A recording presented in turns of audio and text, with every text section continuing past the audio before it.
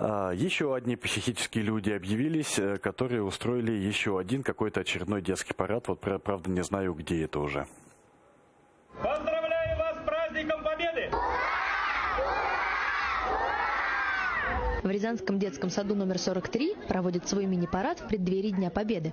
Группы готовили костюмы, разучивали стихи и песни, чтобы малыши прошли колоннами в образах солдат и офицеров разных родов войск. Так воспитатели и родители хотят воспитывать в детях патриотизм с ранних лет и рассказывать им о славном прошлом страны.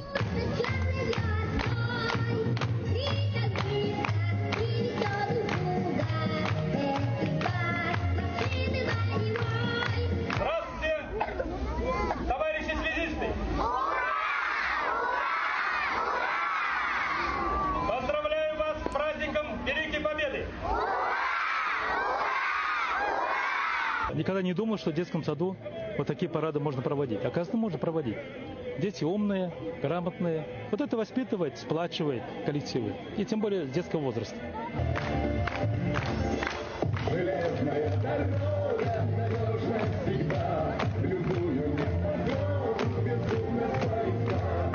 Вот такие слова, как маскарад, говорят те люди, которые вообще и не воевали, и не служили в мирное время в вооруженных силах. Это людям все и хочется найти повод критики.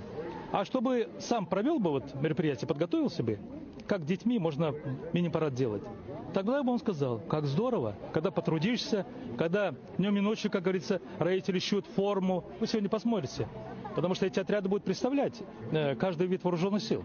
Сразу видно, даже без команды, какой род вооруженных сил идет. Год назад в детском саду проводили похожий военно-патриотический праздник, но меньших масштабов. В этот раз в организации участвовали военнослужащие, в том числе ветераны и юнормейцы. Кроме того, детский сад посещает много детей из семей потомственных военных. Эти родители готовились к празднику с особым трепетом. Я, как представитель дальней авиации, конечно же, подготовил всю нашу группу пилотки, знамя воздушно-космических сил и буду, соответственно, идти впереди нашей колонны.